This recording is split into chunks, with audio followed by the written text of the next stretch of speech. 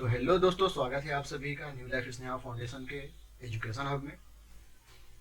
दोस्तों, पिछला जो हमारा वीडियो था वो कंप्यूटर फंडामेंटल्स के फर्स्ट लेक्चर में आप लोगों ने जाना था कंप्यूटर जनरेशन के बारे में। कंप्यूटर फंडामेंटल्स जिसमें हम लोगों ने पढ़ा था कंप्यूटर के इनपुट आउटपुट और ब्लॉक डायग्राम हम लोगों ने पढ़ा था, जिसमें इनपुट दिए जाने के बाद प्रोसेसिंग होने के बाद हमारी स्क्रीन पर आउटपुट किस तरह से दिखाई देते हैं, कैसे वो एग्जीक्यूट करता है। एक हम लोगों ने मेन टॉपिक डिस्कस किया था इसका, ब्लॉक डायग्राम का। और इसमें बताया गया था आप लोगों को कि प्रोसेसर जो है कंप्यूटर का वो किस तरह से इनपुट लेने के बाद एग्जीक्यूट करता है। ये सारी चीज़ें पिछले क्लास में हमने पढ़ चुके हैं। जो लोग नए हैं वो पिछला वीडियो देख करके उसको समझ सकते हैं, पढ़ सकते हैं। और नेक्स्ट जो हमारा लेक्चर है आज का, अब हम कंप्यूटर फंडामेंटल्स के नेक्स्ट चैप्टर में चलेंगे और जानेंगे एप्लीकेशन ऑफ कंप्यूटर के बारे में। तो चलिए स्टार्ट करते हैं एप्लीकेशन ऑफ कंप्यूटर को और पढ़ते हैं इसके बारे में।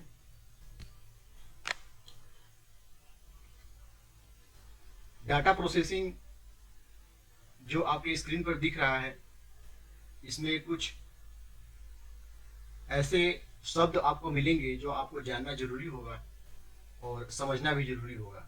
तो इस लेक्चर को बड़े ही ध्यान से समझिएगा और सुनिएगा। तो चलिए स्टार्ट करते हैं। सबसे पहले हम लोग बात करेंगे डाटा प्रोसेसिंग के बारे में। ये एक बड़े विशाल पैमाने पर डाटा प्रोसेसिंग करने के लिए, सूचना तैयार करने के लिए कंप्यूटर का प्रयोग किया जाता है। इससे डाटा इकट्ठा करना और उसका विश्लेषण करना और सूचनाओं को प्राप्त करने के बाद उसको आसानी से स्टोर करने के काम में आता है। दूसरा पॉइंट है शिक्षा का। कंप्यूटर का उपयोग शिक्षा के फील्ड में कैसे यूज करते हैं। कंप्यूटर ने आधुनिक शिक्षा की तस्वीर ही बदल दी है। आज इंटरनेट के माध्यम से हम किसी भी विषय की जानकारी कुछ ही क्षणों में प्राप्त कर सकते हैं। स्कूल कॉलेजों को इंटरनेट से जोड़ दिया गया है तथा कई जगहों पर स्मार्ट क्लास के ऊपर भी जोर दिया जा रहा है, जो कंप्यूटर की वजह से ही संभव हो पाया है। बैंकिंग क्षेत्र में भी कंप्यूटर का उपयोग होता है। कंप्यूटर के उपयोग ने तो क्रांति ही ला दी है। पुराने जमाने में बही खाते और रजिस्टर की जगह कंप्यूटर ले लिए है। बैंकों के अधिकांश कार्य कंप्यूटर के माध्यम से ही हो रहे हैं, जैसे पैसे का निकालना, जमा करना, यहाँ तक कि रुपए को गिनने का भी काम आजकल कंप्यूटर के द्वारा ही संभव हो पा रहा है।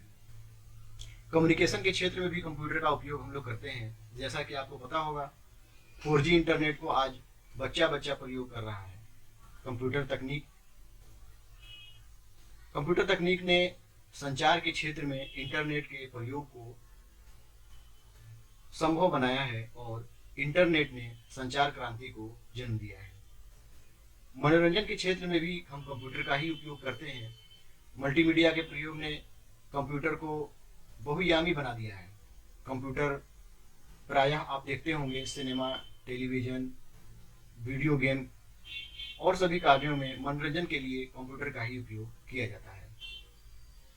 गवर्नमेंट सेक्शन में भी कंप्यूटर का उपयोग किया जाता है।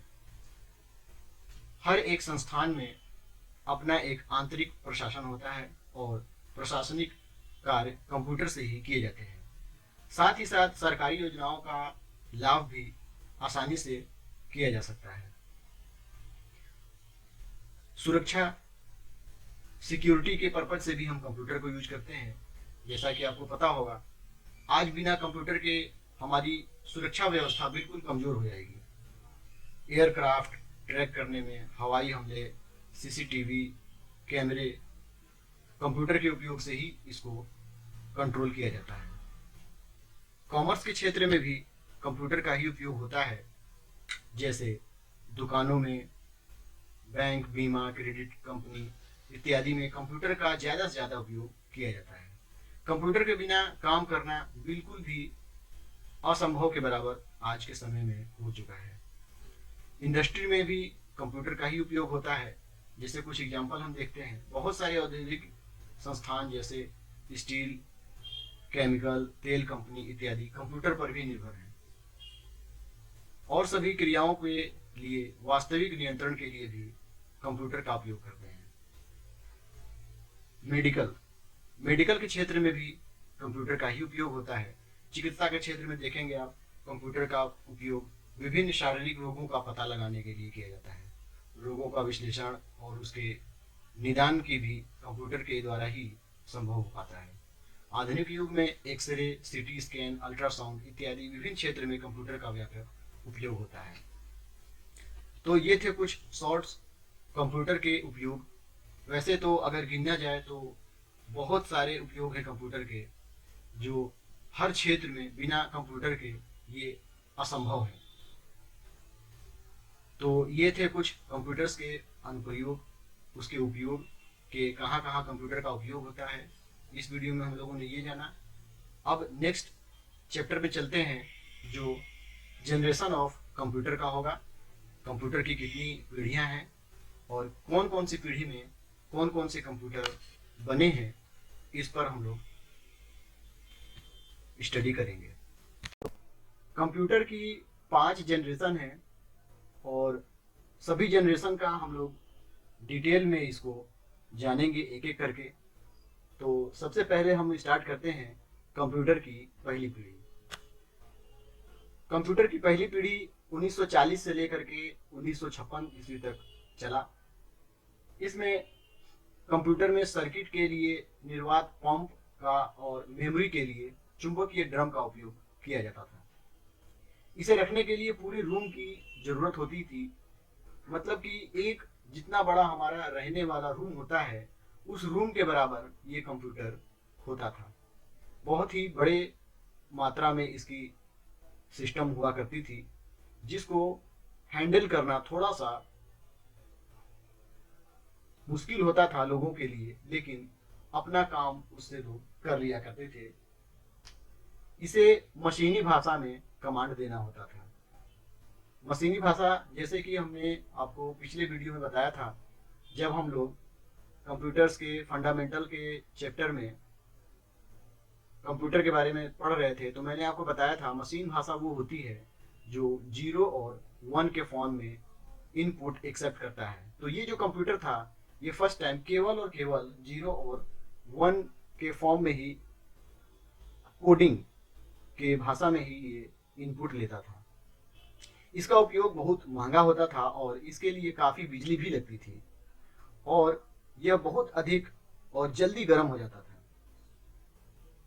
प्रथम पीढ़ी के कंप्यूटर के कुछ नाम दिए हुए हैं, यूनिवैक, एडिवैक और इनियैक। इस तरह के कंप्यूटर प्रथम पीढ़ी के जनरेशन में हुआ करते थे। आप अपनी स्क्रीन पर देख रहे होंगे, ये प्रथम पीढ़ी की कंप्यूटर है, जो कितनी विशाल मात्रा में ये पिक्चर में दर्शाया गया है, बिल्कुल भी एक रूम के बराबर। इसके साइड में जो आप देख रहे हैं, ये इसका मेमोरी सिस्टम है, जो ड्रम के रूप में डाटा को स्टोर करने के लिए यूज किया जाता था। कंप्यूटर की दूसरी पीढ़ी 1956 से लेकर 1963 तक चली। दूसरी पीढ़ी के कंप्यूटर में निर्वात पंप की जगह ट्रांजिस्टर का उपयोग होने लगा। दूसरी पीढ़ी के कंप्यूटर को मशीनी भाषा की जगह सांकेतिक भाषा, कुछ सिंबॉलिक कमांड्स होते थे, इसको हम लोग इनपुट दे करके प्रोसेसिंग के लिए यूज करते थे। उच्च स्तरीय प्रोग्रामिंग की विकास इसी पीढ़ी में हुई, जैसे कोबॉल और फोर्ट्रान। आपने प्रोग्रामिंग लैंग्वेज का नाम सुना होगा। ये दोनों दूसरी पीढ़ी के कंप्यूटर के जनरेशन में ही ये दोनों प्रोग्रामिंग लैंग्वेज आ चुके थे। यह पहला ऐसा कंप्यूटर था जो अपने निर्देशों को मेमोरी में स्टोर करता था। स्टोरेज के लिए प्रथम पीढ़ी के कंप्यूटर में कोई ऐसा व्यवस्था नहीं था कि कोई भी किसी भी इनपुट को हम प्रोसेसिंग करने के बाद उसको स्टोर कर सकें। दूसरी पीढ़ी में स्टोर करने के लिए मेमोरी का उपयोग होने लगा। दूसरी पीढ़ी के कंप्यूटर का उदाहरण PDP-8, IBM 1401, IBM 1790 है। ये दूसरी पीढ़ी के कंप्यूटर के कुछ नाम हैं। दूसरी पीढ़ी के कंप्यूटर का प्रोसेसिंग का समय माइक्रो सेकेंड था। जो कि पहले पीढ़ी के कंप्यूटर से थोड़ा बहुत प्रोग्रेस किया हुआ था। ये दूसरी पीढ़ी के कंप्यूटर आप अपनी स्क्रीन पर देख रहे हैं। इसके साइड में जो पिक्चर दिया हुआ है वो उसकी मेमोरी सिस्टम है। यहाँ पर इनपुट लेने के बाद कंप्यूटर से डाटा को स्टोर किया जाता था। कंप्यूटर की तीसरी पीढ़ी 1964 से लेकर के 1971 तक चली। इसमें आईसी का आविष्कार हुआ। उस टाइम कंप्यूटर में अब ट्रांजिस्टर की जगह आईसी का उपयोग होने लगा। कंप्यूटर की तीसरी पीढ़ी की शुरुआत इसी से हुई।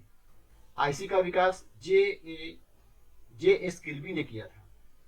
इस पीढ़ी के कंप्यूटर में ट्रांजिस्टर की जगह आईसी का उपयोग होने लगा और कई सिलिकॉन चिप भी लगा हुआ करते थे। पंच्ड कार्ड और प्रिंट आउट्स की जगह प्रयोगकर्ता कीबोर्ड और मॉनिटर के द्वारा तीसरी पीढ़ी के कंप्यूटर से इंटीग्रेटेड होते थे। इस पीढ़ी के कंप्यूटर मल्टीटास्किंग थे, अर्थात इस कंप्यूटर में एक समय में कई सारे प्रोग्राम को रन किए जा सकते थे। तीसरी पीढ़ी के कंप्यूटर के कुछ नाम हैं NCR 395 और B6500। ये तीसरी पीढ़ी के कंप्यूटर्स के नाम थे। तीसरी पीढ़ी के कंप्यूटर का आप इमेज देख रहे होंगे। लेफ्ट साइड में कंप्यूटर का पूरा सिस्टम है और राइट साइड में जो पिक्चर दिख रहा है ये बहुत सारे कंप्यूटरों को मिला करके एक डाटा स्टोरेज करने के लिए उपयोग किए जाते थे। कंप्यूटर की चौथी पीढ़ी 1971 से अब तक चलती आ रही है। चौथी पीढ़ी के कंप्यूटर में माइक्रो प्रोसेसर का प्रयोग होता है। इसमें हजारों आईसी एक सिलिकॉन चिप पर लगे हुए होते हैं। इंटेल 4004 चिप की आविष्कार 1971 में ही हुआ था, जो इस पीढ़ी के कंप्यूटर में उपयोग होता है और आज तक चलते आ रहा है। इसी पीढ़ी के कंप्यूटर में ग्राफिक्स यूजर इंटरफेस का विकास हुआ, GUI जिसे कहते हैं, और कंप्यूटर में माउस का उपयोग होने लगा। इससे पिछले जितने भी कंप्यूटर बने थे उसमें हम माउस का यूज नहीं कर पाते थे, केवल और केवल कीबोर्ड का उपयोग करते थे, जैसे पंच कार्ड और प्रिंट आउट के द्वारा। चौथी पीढ़ी के कंप्यूटर का उदाहरण एप्पल सेकेंड और क्रे 1 है। चौथी पीढ़ी के कंप्यूटर का आप स्क्रीन पर अपने देख रहे होंगे, ये इसका सिस्टम है। लेफ्ट साइड में जो पिक्चर है और प्रोसेसर आप देख पा रहे होंगे कितनी छोटी सी, बिल्कुल ये लगभग 2.5 से 3 इंच तक का ये प्रोसेसर होता है, जो कंप्यूटर में दिए हुए इनपुट को प्रोसेस करके आउटपुट को प्राप्त करता था। पांचवी पीढ़ी और अभी आगे इसकी और भी इसमें डेवलपमेंट चल रहे हैं। ये पांचवी पीढ़ी के कंप्यूटर के कुछ एग्जाम्पल हैं। देखिए, पांचवी पीढ़ी के कंप्यूटर कृत्रिम बुद्धि और इस पर अभी बहुत से काम हुए हैं और बहुत से काम होने बाकी हैं, जैसे voice recognization system, parallel processing और सुपर कंडक्टर्स का उपयोग कृत्रिम बुद्धिमत्ता से मदद करता है। इस पीढ़ी के मुख्य उद्देश्य ऐसा कंप्यूटर बनाना है जो आदमी की तरह सोचे और काम करे, जिसे हम लोग रोबोट कहते हैं। पांचवी पीढ़ी के कंप्यूटर के आप स्क्रीन पर आप देख पा रहे होंगे, ये पांचवी पीढ़ी के कंप्यूटर के पिक्चर्स हैं और नीचे में जो आपको दिख रहा है ये रोबोट के एक पिक्चर दिए हुए हैं, जिसे आर्टिफिशियल इंटेलिजेंस के नाम से जाना जाता है। इसकी प्रोग्रामिंग के द्वारा इसमें सोचने की, समझने की और काम करने की एक्टिविटी डाली जाती है और ये कंप्यूटर के द्वारा रन करता है। कंप्यूटर से संबंधित कुछ तथ्य हैं जो मैक्सिमम एग्जामिनेशंस में पूछे जाते हैं, जैसे कंप्यूटर साक्षरता दिवस 2 दिसंबर को मनाया जाता है। भारत में निर्मित प्रथम कंप्यूटर सिद्धार्थ है। इसका निर्माण इलेक्ट्रॉनिक कॉर्पोरेशन ने किया था। प्रथम घरेलू कंप्यूटर कमोडोर VIC-20 है। बीजेपी पहली पार्टी है जिसने इंटरनेट पर अपना वेबसाइट बनाया। CDEC पुणे ने 28 मार्च 1998 में परम 1000 का निर्माण किया, जो भारत का पहला सुपर कंप्यूटर है। तो ये थे कंप्यूटर के जनरेशन, जो कि आप लोगों ने पढ़ा और जाना कि किस सन में कौन कौन से कंप्यूटर आए और उनका किस तरह से असेंबलिंग किया गया, क्या क्या उसमें यूज होते थे, मेमोरी के लिए, इनपुट के लिए, आउटपुट के लिए कौन कौन से उसमें डिवाइसें लगती थी। ये सभी स्टेप बाय स्टेप हम लोगों ने जाना कंप्यूटर के जनरेशन के बारे में।